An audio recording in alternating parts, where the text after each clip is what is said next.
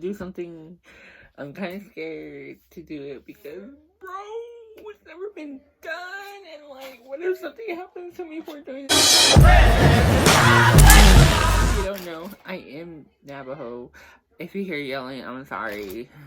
Native problem. Parents always yelling, toxic as fuck. But anyways, I got my Lay's. I got a ham and cheese sandwich. I got pickles. I got my Kool-Aid. And you don't know, I am now 21.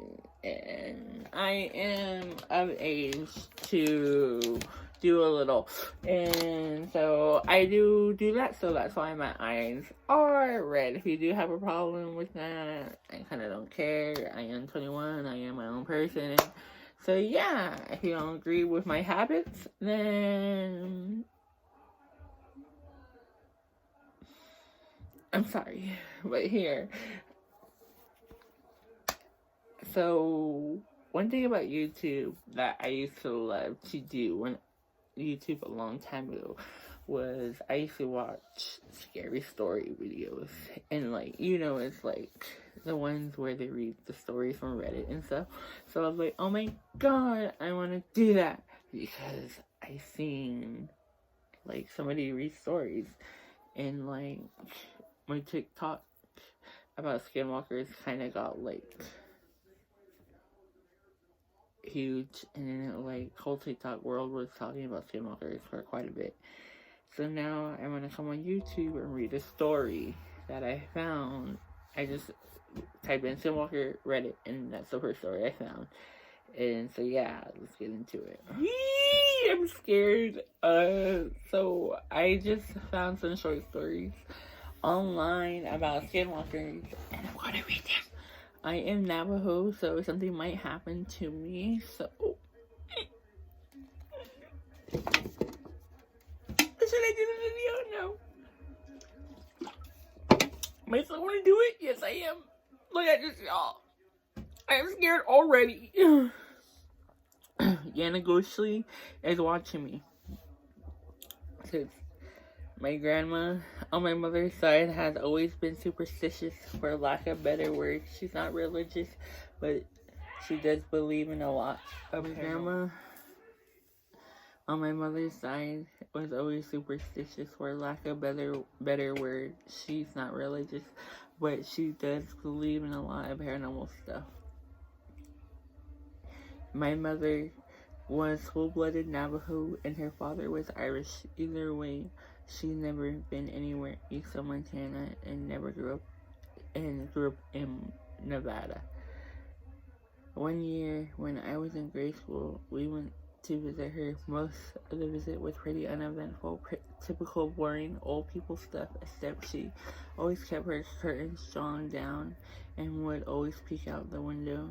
And when someone asked what she was doing, she would simply say, Yanaguchi is watching me. This went on nearly the entire visit until a few days before we were due to leave. My grandma and then baby brother, now 19, LOL, were in the front yard that evening planting flowers. Of all of a sudden, my grandma started yelling, insert my little brother's name here, go away from that creature. It's not safe, of course. Being in Nevada, we all assumed that my brother had found a scorpion or rattlesnake, so we all ran outside to see my grandma clutching my little brother and shaking and tore against the side of the house. Holding out in the yard was a black, big, Dane-sized dog. It was staring at my grandma with intensely. I'd never been there before. I looked up at us before a little huff and bounced off. I don't remember if it moved unusually fast or not, but I do remember it had really deep yellow eyes.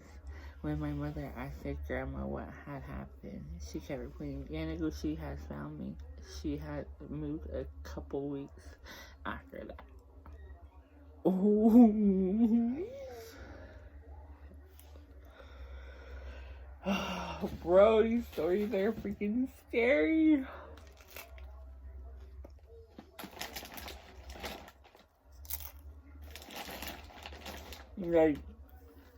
Like, bro, like, just imagine your grandma being like, "You found me. It's here. Let's go see." I'd be like, "Let's light that bitch up. Let's go. Find him now." You're messing with my grandma. No ham, no ham. Let's go. This is for my pickles. Okay, so this one is, I might read depending on how long it is. Okay, this one is, "It moved like a toy rocking horse." My uncle is Mexican and Native American. This happened in Navajo Desert in Southern California. He was driving around with his girlfriend late at night, and he saw something that looked like a huge white dog on the side of the road. He slowed down, and the dog began crossing the road. Instead of walking like a normal dog would, this thing moved like a rocking horse.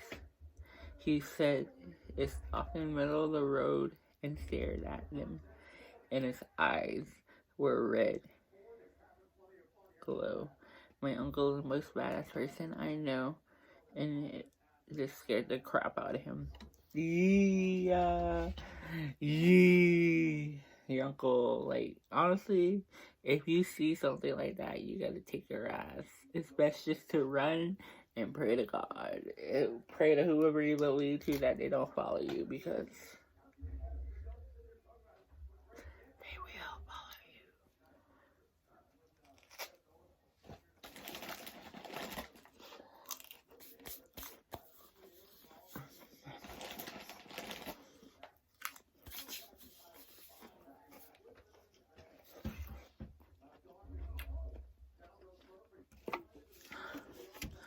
Rat-ta-ta-ta-ta-ta-ta-ta-ta-ta.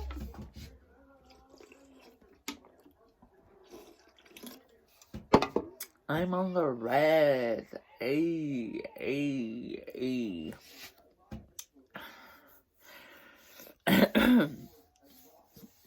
Okay. They ran away on their back legs. So this happened about 12 years ago. My family owns a farm in the heart of the Indian Reservation. Native American, but we're gonna skip it. One winter, I was home for Christmas, taking care of the farm while my parents were away Christmas shopping. As I was home by myself, away late in the night, and all I heard were our cows freaking out. I knew it had to be wild dogs that were rampant in the area. So I threw on some boots, grabbed a shotgun, loaded it up, and head out to the field. There was a perfect scenery, I don't know how to pronounce that, for a home movie. This was a perfect scenario. Oh, there we go. This was a perfect scenario for a horror movie. It was cloudy, but there was a full moon, and it was breaking through the clouds just right to light up all the snow. I ran into the middle of the field, and just in time, I saw two dogs. They were standing up, facing each other and fighting. I think perfect 2 for 1. So I pumped a shell into the chamber of a Mr. 12 gauge and then took it. Happened. The two dogs heard the racks. They both stopped, looked over at me, and ran away on their back legs. Immediately, I froze every ghost story about skinwalkers and all the other native legends I grew up with the flew through my mind. Keep in mind, I was a white guy, keep in mind, I am a white guy, and up until then, these were all boogeyman stories the native kids like to tell to scare us. That night, they became real to me. Bro, imagine being like, I swear, once you tell a white person about skinwalkers, they're like, what? What? So you're telling me you think you can witchcraft on me? And it could be my neighbor, my dog, my cat, anybody? So I don't trust nobody in this world, bro.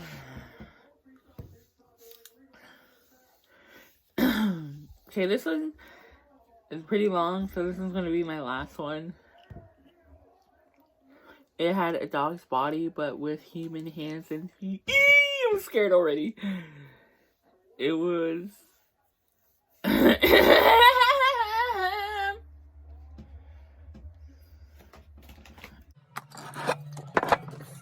we do it. This is how we do it. My toy pack is falling apart. Ew. Need to turn back the needle.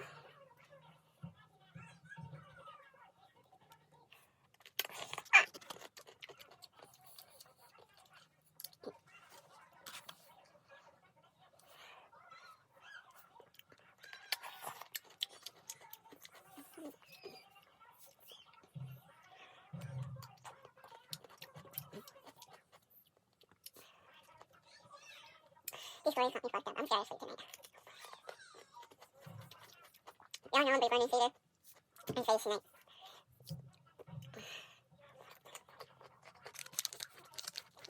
I have to stand inside tonight too. I'm going to the store. Sorry. Sorry. Okay, so this one's called It Had a Dog's Body, but with human hands and feet. I'm sorry I look like a mess. I did shower today. I just laid in bed all day. Yeah, help me get a job, guys. I was spending a month with my cousins at my grandma's house. It was August, and my cousins ranged from 10 to 15. I was the oldest, being 15. I was staying with a 10, 13-year-old, 14-year-old. We stayed at telling scary stories often, but one night, a few weeks, and we decided to camp out back. My grandma's house is a rural suburbs. The neighborhoods aren't too far when driving down the road to her house, but the backyard is a thick forest with man-made paths through it. Each house is on a hill, so only part of the basement was usually underground. This isn't important until later though, so we're towards the east of her yard in the smallest patch of open land. You couldn't see the neighboring yards from there. There was probably 3/4 a mile to each side of us that belonged to my grandma. It was maybe 11 at night, and we were playing truth or dare after telling scary stories, and only 13-year-old cousin dared me and the 13-year-old to go walk through the path in 10 minutes or so. I said yes right away, so I wasn't easily scared. I rather leveled headed. And my very younger cousin was a bit more hesitant, but didn't bring a flashlight because it was very pitch black yet, and we could see enough to not die.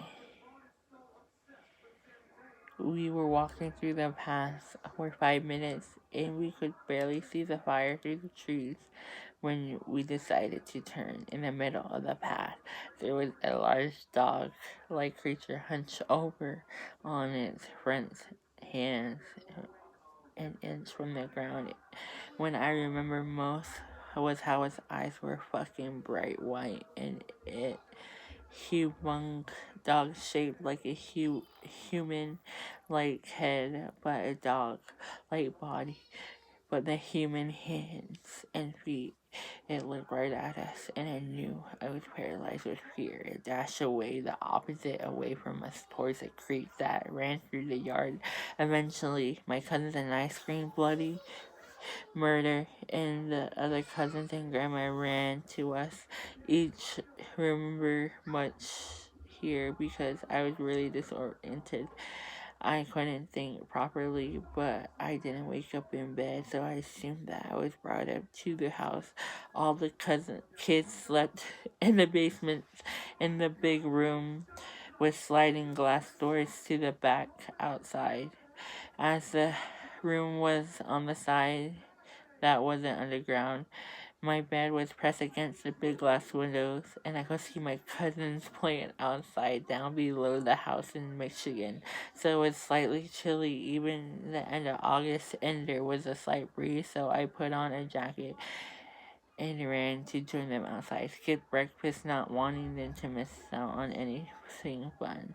When I got down, I could tell they weren't playing, but rather running to get my grandma. Her dogs, both of them, were dead, ripped up.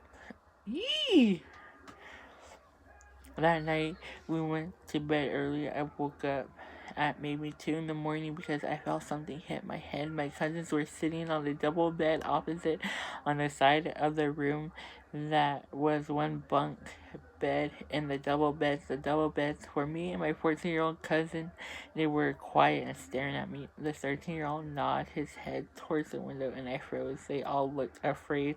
I turned my head slightly to the side and I saw a really messed up looking face pressed into the window with gasping eyes looking down at me.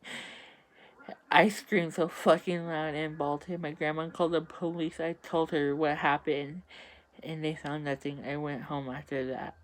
I have never been there during the night again. Bro, that's so crazy. You know, skinwalkers are real, and they're not something you're not supposed to mess with.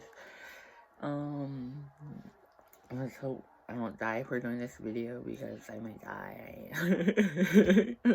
I know I'm laughing about it, but like, damn, this shit's crazy, you know, like, you don't know what's out in the world, especially until you live through it or you hear about it, you know. So, yeah, I hope you guys enjoyed this video. I'm gonna go sage, and yeah, have a great night.